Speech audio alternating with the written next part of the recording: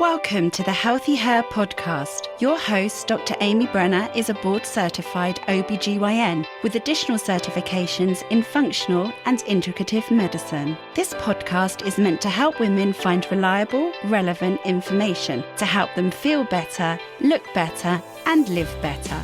Here you will hear in-depth information about hormones, sexual medicine, aesthetics, cosmetic gynecology, and functional medicine. Well, hello there, and welcome to another episode of HealthiHer. Today, we're going to dispel a lot of myths about aesthetic procedures. You probably know that the world of aesthetics is huge and growing every day, but there's a lot of misinformation out there regarding treatments. So I thought it would be really fun to talk about a few myths about filler and something called neuromodulators or neurotoxins. You may have heard of medications like Botox, Dysport, Xeomin. Those are the medicines in that category. So joining us today is an expert in aesthetics, and her name is Dr. Judith Borger. So welcome, Dr. Borger. Hello, Dr. Brenner. I am so excited to be here. Yes, just to give you a little bit of an introduction, my name is Dr. Borger. I have a aesthetic practice called Concierge Medical Arts in Fayetteville, North Carolina, and we do what I call non-surgical aesthetics. So like Dr. Brenner just said, we do a lot of the fillers and the Botox or neurotoxins. We have a wide range of lasers. We do facial services. We do RF microneedling, chemical peels, all of those things that sort of don't involve you going into the OR.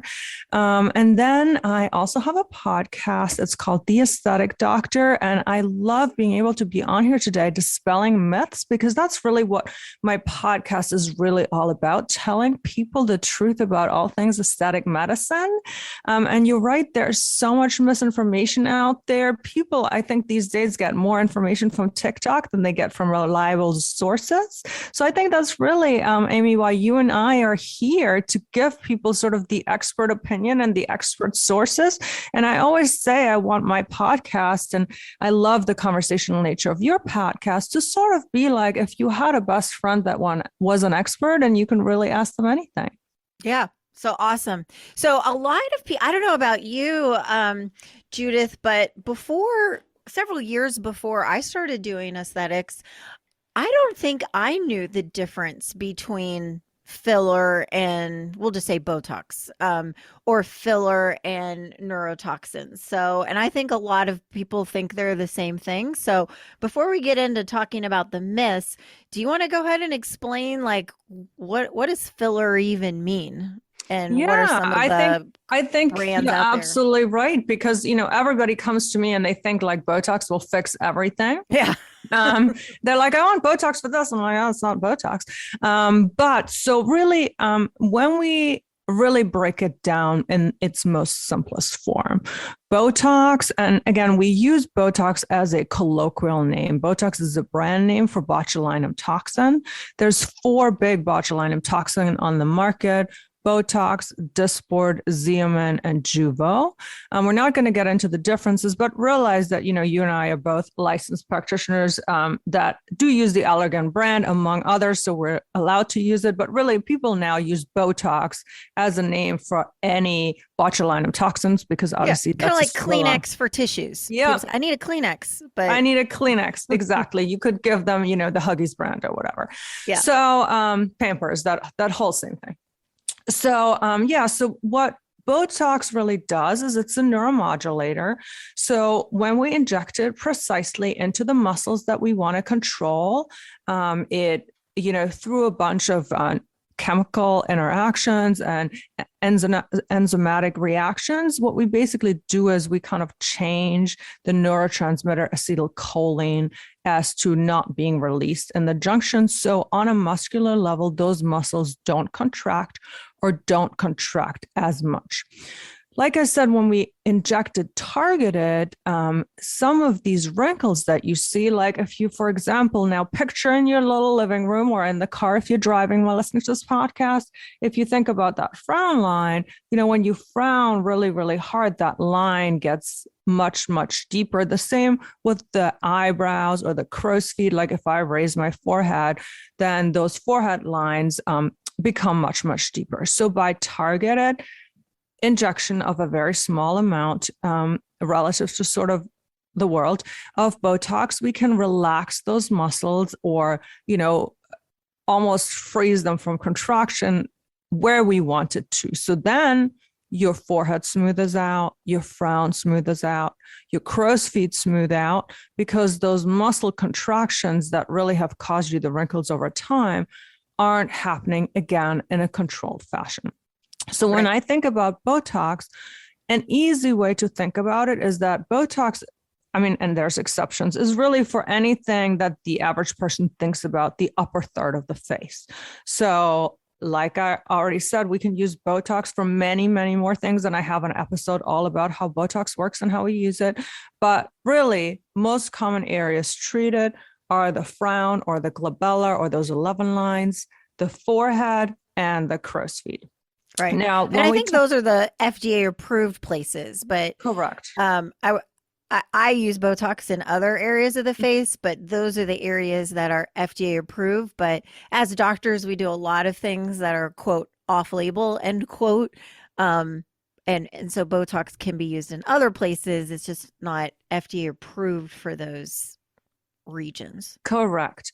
So when we talk about fillers really restore volume where we've had volume loss. So a filler is a gel-like substance. Most of them are made out of hyaluronic acid, even though there's other fillers out there made out of, calcium but most of them are made out of hyaluronic acid. And what they do is it's a gel-like substance that gets injected exactly where there's volume loss to fill that volume loss and give you a little bit more of a plump appearance. A really good example is, for example, when we have on your cheekbones, a lot of times that pre-zygomatic fat pad and the zygoma tends to reduce in volume a little bit over time. And what you then get is a little bit more of a sagging appearance to the face. It's subtle at first, but that's kind of what causes your nasolabial folds or your smile lines around the mouth. It makes your under eyes look a little bit sort of more droopy again because that cheek pad has fallen. So one of the things we're doing with, let's say, cheek filler is just to inject a little bit of volume where we've had volume loss to restore, let's say, that S curve that we kind of want to the upper cheek. Like I've already mentioned, sometimes you can do filler under eyes carefully if they're very sunken. You can do fillers to the nasolabial fold, to the marionette lines, to lots and lots of places. But when we really think about the most basic difference of the two is that Botox reduces sort of the wrinkles by reducing muscle contraction. Filler simply fills volume loss that we've had in certain parts of our face. Yeah, really well said. So I don't know how long you've been doing it, but when I first started doing aesthetics, we pretty much with filler, we're just filling up nasolabial folds, and which doesn't really get to the root cause. And so I love that you mentioned of putting it in the cheeks and putting it in the cheekbones, and that kind of gives you a lift. And so then you don't need as much in the nasolabial folds, and it ends up looking so much more natural.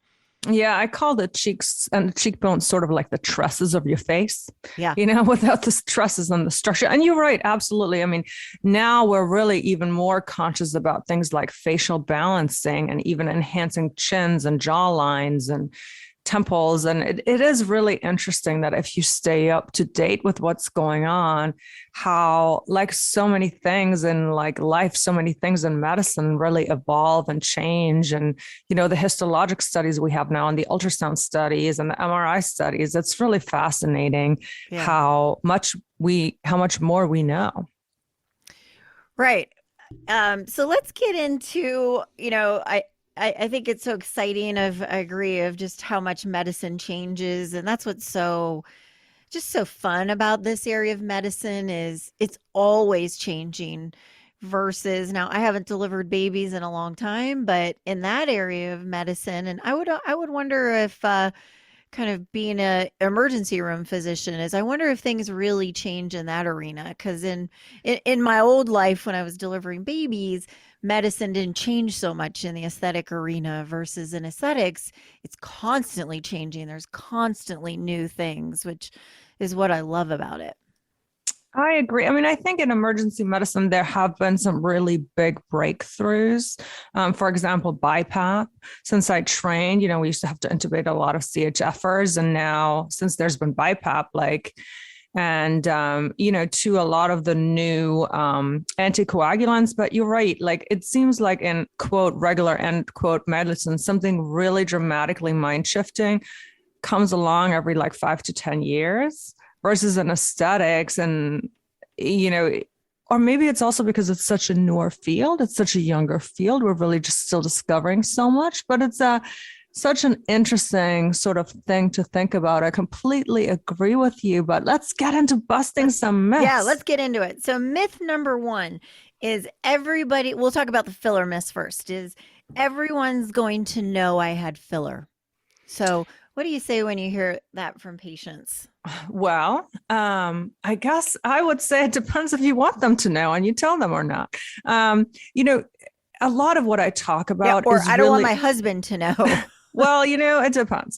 So I think a lot of it, one thing that I talk about a lot is that I really recommend you go to an expert. And one of the things that the field of aesthetics is a little bit plagued by is that certain people with really not a lot of training can declare themselves experts and, do like a course. And then there's people like you and I and lots of other practitioners that really take it very seriously, that have years of experience, that have medical backgrounds. And so, when you go to a skilled injector, filler especially should integrate beautifully into your face. And, it should be kind of that thing where people are like, wow, Jane, you look really good. Do you have a haircut? Were you on vacation? By just, let's say, lifting those cheekbones or making those nasolabial folds not quite as deep or, filling the little like marionette frown lines, that it should be subtle and beautiful and almost restoring you to the more refreshed you. Now, something like a lip filler might be a little bit more obvious. But if it's really, really well done, the person that just meets you should never be like, oh my God, what happened to your lips? Like, right. Correct. So, because I think we've all seen those people that have crossed the line. But one of the things I tell my patient is like, they didn't cross the line with their first syringe 1, 2, or 3. They crossed their line because either they went to the wrong person that didn't know what they're doing, or, it's become sort of like a body addiction of modifying their body, and they don't have a doctor like you and I who's sort of like, hey, you know what, I don't think you really need more lip filler right now, or we would kind of distort the proportions of your face if we put more filler right here and it just wouldn't look good. So if it's done well, you should look like that rejuvenated you of maybe 5 or 10 years ago. It's possible that people will notice, but again, if it's done well, they wouldn't notice in a like, oh my God, you've got filler right here point. They would more notice like wow, what's different? You look great. Right. Myth number 2, it's kind of piggybacking on this, so probably just a little bit more expansion, is I'm not going to look like myself, or I want to do what's natural, or I might even hear things like, I want to age gracefully. Absolutely. And one of my biggest beliefs is that I want to meet every one of my patients where they're at in their journey. So, you can age gracefully and be age appropriate and get Botox and a little bit of filler. Like the two are not mutually exclusive. And again, like I think we talk this whole like, I want to look like myself, again, has to do with respecting the natural balance of your face that makes you beautiful, respecting the proportions of your face, and doing filler in a very natural, subtle, and artful way. And so you're right, it is exactly what we talked about. And it's not going to make you look like Joan Rivers tomorrow if you get a little bit of Correct. filler. Like people like that, like Joan Rivers, Goldie Hawn, Demi Moore. Yes. Courtney Cox. I mean, there's some that have really kind of crossed the line a little bit. Yeah. But again, that is not procedure number 1, 2, or probably even 20. Right. I mean, I wonder even how many syringes of filler do you have to get that kind of puffed up unnatural look? I would say at a minimum 10. Yeah, I agree. Minimum. I completely agree. And that's what I'm saying. It's not procedure 1, 2, or even 20.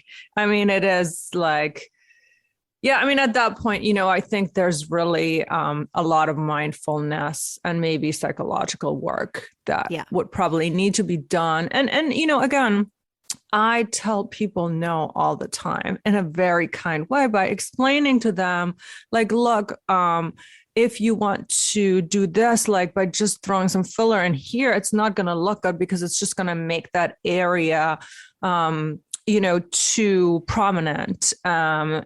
What we really need to do now is put a little filler over here or do some skin tightening or some skin resurfacing or things like that. Yeah. The other thing is one syringe of filler is about a fourth or a fifth of a teaspoon. So it's really not a lot of volume. And so for most people, if they're getting 2, 3, maybe even 4 syringes of filler for a kind of a filler virgin, that's really not that much volume. Correct. I think it's a great thing to remind people of that each syringe is really quite minimal. And again, if it's well distributed, well placed, and that's why, these are not the kind of things where you go to the Groupon place, right? You go to the person with a lot of medical training who's going to give you a beautiful, natural result and also find out what it is that you're looking for so that we can work with your goals to get those outcomes you care about. Right. Let's move on to myth number 3 about filler is just not safe. That's also not true. Like totally busting this myth right now. Filler is very, very safe. I mean, there are millions of filler procedures done nationally and internationally with very, very low risk of complications. Of course, every time we inject something in your body, every time there's either medication or a procedure done to you, there is a risk. So we should disclose that risk to patients and answer all their questions like vascular occlusion, like the risk of infection, so on and so forth. I think what's really important, though, is that people realize that in the hands of, again, expert practitioners that follow the guidelines, that are well-trained, that use sterile procedures, that use approved product, it's an exceedingly safe procedure when we look at the statistics versus some other stuff that goes on in medicine and in life. So, of course, there's risks. The most dreaded one is vascular occlusion. But again, the way you can mitigate those is really to have a skilled injector and also listen to their advice. Right. As well as, like you said, a skilled injector who, heaven forbid, if they do encounter this rare complication, they know how to manage it appropriately. Oh, absolutely. I had one of the nurses at my hospital tell me the story that she went to somebody who shall remain unnamed, but they literally told her, like, well, if we hit an artery or something, we'll have to rush you to the ER. And I was like, what? Oh, like, no, sure the just ER like is equipped to handle this. Well, I know that we have hyaluronic acid, but, I, like you, I mean, I can handle the complications, right? Like I have vials and vials of hyaluronidase in my office. I have aspirin. I have all these things. The same with your basic allergic reactions. You and I were doctors first. And as doctors, we know how to manage patients and how to manage emergencies. So you're absolutely right. And I'm glad you're bringing that up is, a person should be able to handle the procedure, but it's probably even more important that your physician or practitioner knows how to handle the complication that could possibly, even if it's a tiny percentage chance, arise. Right. And that you're doing enough to be able to recognize a potential complication. So correct. Of course, you mentioned hyaluronidase. I would imagine, since I think most people don't understand what filler is, they probably also don't understand what hyaluronidase is. So you want to explain like what hyaluronidase is and how it's used? Yeah, absolutely. And thank you. It's so easy for us to get into some of that shop talk. So like I said, hyaluronic acid is what most fillers are made of. One of the other things that makes hyaluronic acid fairly safe is that we have something called hyaluronidase that is an enzyme that eats hyaluronic acid in the most basic things. So it's a reversal agent. It's a dissolver. So, like we kind of hinted at, the most dreaded complication of a hyaluronic acid filler is a vascular occlusion, which happens if the filler accidentally is injected into a blood vessel and clots that blood vessel up. And then anything that is sort of downstream of that blocked blood vessel loses its blood supply and has the risk of necrosis and death, which is obviously the bad complication of any filler. The nice thing about having hyaluronidase is that hyaluronidase can dissolve the filler that's causing the clot. Mm-hmm. So like we said about being prepared for complications, it is standard of care for us to have multiple vials of hyaluronidase in our fridge so that if we think a vascular occlusion has happened or a vascular occlusion has happened, that we can dissolve it to relieve that clot and restore blood flow to the tissues that have had compromised blood flow. Right. All right. Next myth. Filler is painful and there's lots of downtime. Not really. I mean, it is a needle in your face. Yes. Yes. I think there are some areas of your face that are a lot more sensitive than others. But yes, I'm sure in your practice you have little tips. I was just going to say that. I was just going to say that. Less painful. So what do you have in your practice as options for patient comfort? Yeah, like that's what I was saying. Not really. Like, it is not, there is a needle that goes into your face. And obviously there's the pain of the injection. There are things that we can use to make the injection less painful. So the easiest one to think about is simply icing the area to kind of stun those nerve endings a little bit. And it's amazing what even just a little bit of ice can do for you to not feel a needle going through your skin. Mm-hmm. Secondly, a lot of fillers have lidocaine in them pre-mixed. So as we inject, let's say after the first injection on the periosteum or for kind of the patient perspective on the bone, that area gets numb. So, subsequent injections hurt a lot less because we already have some of that numbing medicine in there. We also use a lot of topical numbing medicine. For example, for lip filler or other areas, we put a little bit of topical lidocaine on to numb your skin. And lip filler is probably one of the most painful one because I don't know if anybody's ever like tweezed the hair on top of the lip or had to like pop a zit, even though you're not supposed to pop them. You're just like almost crying. So the other thing I do is I use nerve blocks. Again, from my practice, I'm very familiar with nerve blocks on the face. So sort of like your dentist does a nerve block, I do for my complex lips, I do a nerve block on other parts of the face so that the nerves that supply that area are really numb, I combine that with a topical. I combine it with ice. We also have like little vibration devices where, again, the vibration on the bone kind of works to trick your brain to kind of not notice the needle pricks. And I think, even people that have a real phobia of needles, meaning they're really scared of needles. I mean, I've really not had anybody, no matter how scared they were of needles before, to like not make it through a filler injection, because I also support them. I tell them, hey, if you need a break, we'll take a little break. We'll do it slow. We'll do it easy. I'll use the smallest needles I can. And then sometimes in certain areas of the face, also the use of cannula, where I only make one needle stick and then I tunnel a cannula in and I distribute the filler that way so that we don't need repeated needle sticks. So there's definitely, again, ways in which your skilled practitioner can absolutely mitigate your pain. Will it ever be like getting a massage and a facial? Probably not, but it definitely shouldn't be something that takes you a lot of gearing up to do, or that should be, impossible to do, or you never want to do again, especially once you see those results. Yeah, that was a really great overview of all. I mean, we do all of those things as well. I think that was a really good comprehensive list of all the things we do for patient comfort in our office.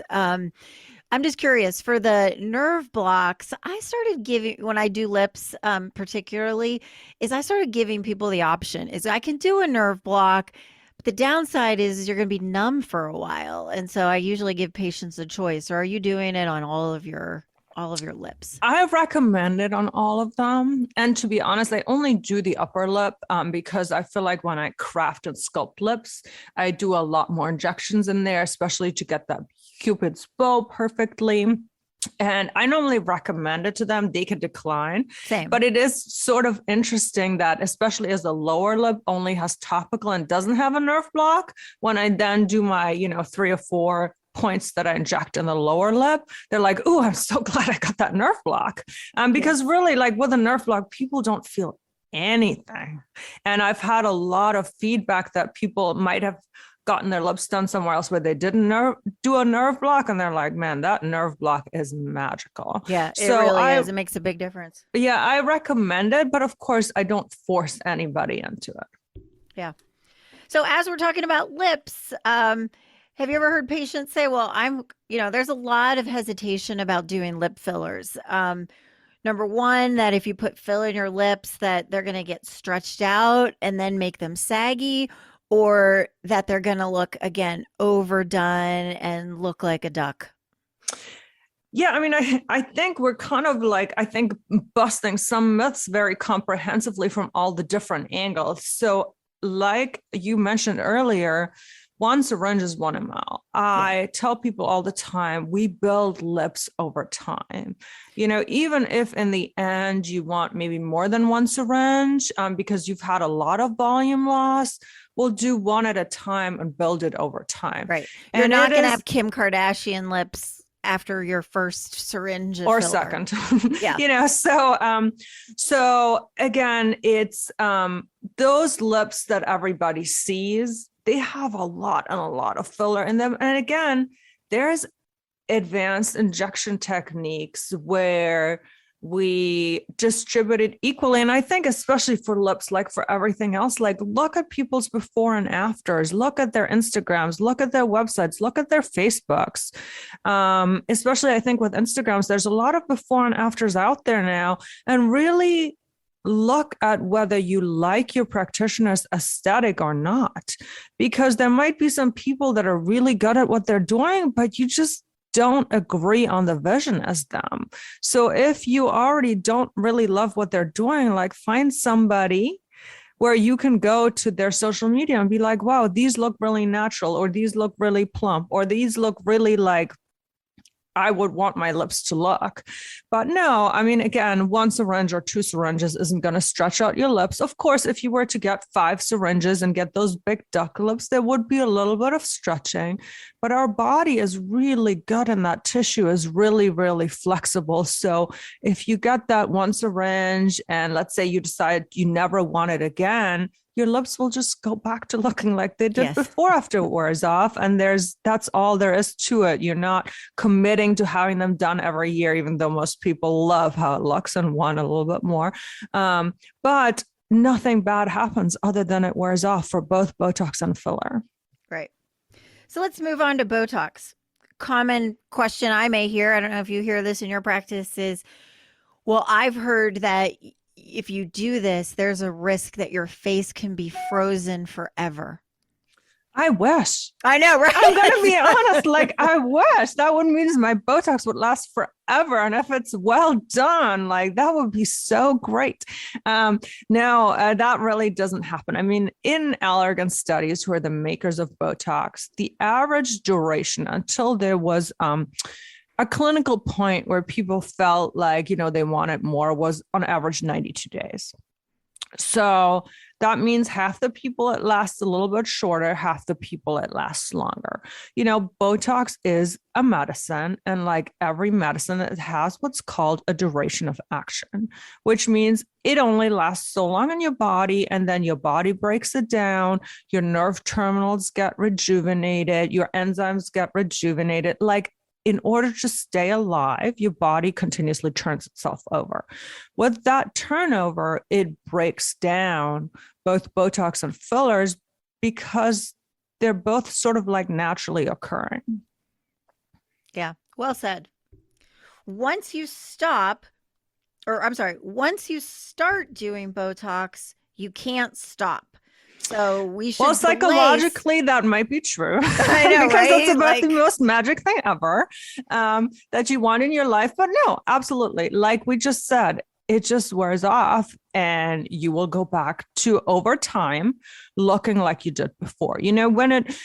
What happens, and this is how people sometimes stretch it out a little bit, once I make your face all smooth with Botox and you don't have the movement, the first thing that happens is that gradually some of the movement will come back.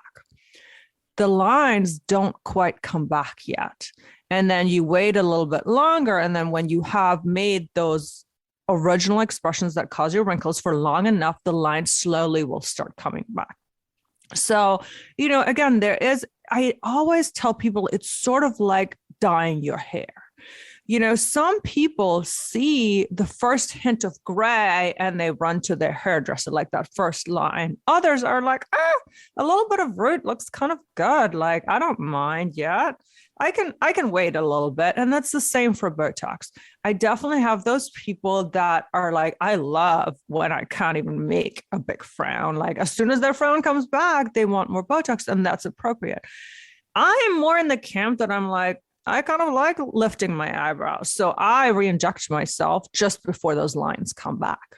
And there's everything in between. But if I never did Botox ever again, the only thing that would happen is that my forehead would move as expressively as it normally does. All my children would know if I was angry and frowning. And then over time, the lines would just come back. Yeah. I kind of relate it to when someone says, once you start, you can't stop. I think it's along the lines of most people just really like it. And so it's kind of like this year I went on a vacation with my husband for our 20th anniversary, and we stayed at the most amazing hotel. That's not how we usually travel. Like, it's kind of in the, like, Travelers, like one of the best hotels in the world. And where did you go? Tell us. We went to this place called Jade Mountain in St. Lucia. Oh God, that is on my wanting to go list. Oh, I mean, the problem is how do you ever go back to like, how do you ever go back to just traveling like you normally do? Because it was so amazing. So that's kind of the, analogy I make is once you start doing Botox or filler is you just usually like it so much that, how do you stop? Yeah. I mean, I completely agree, just because of what it does and the freshness and the smoothness and the mental kind of pick me up and the loving what you see in the mirror. You're right. A lot of times Botox is the total gateway drug. I mean, once you get it, especially if it's well done, I mean, nobody doesn't love Botox. Yeah. All right. Last one is nobody knows the long-term effects of Botox. I think that is also a myth. I mean, when we talk about Botox, Botox has now been licensed in the United States for about 30 years. So we have 30 years of data.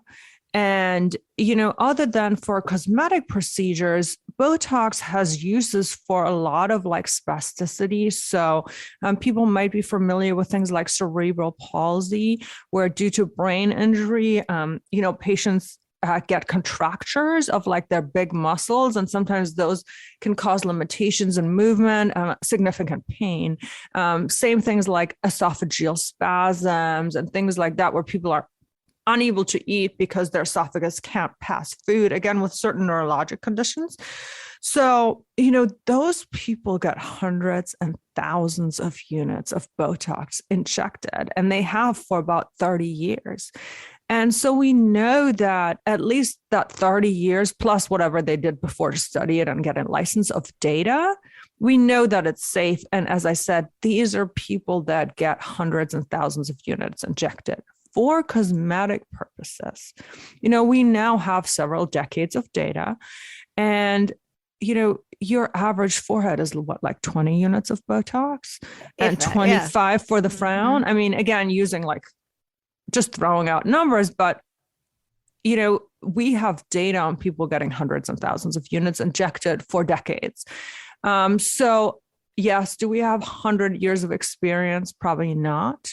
But we do have quite significant experience. And again, Botox or botulinum toxin products, there's millions of procedures performed worldwide every year. So there's actually an incredibly large body of data that's out there.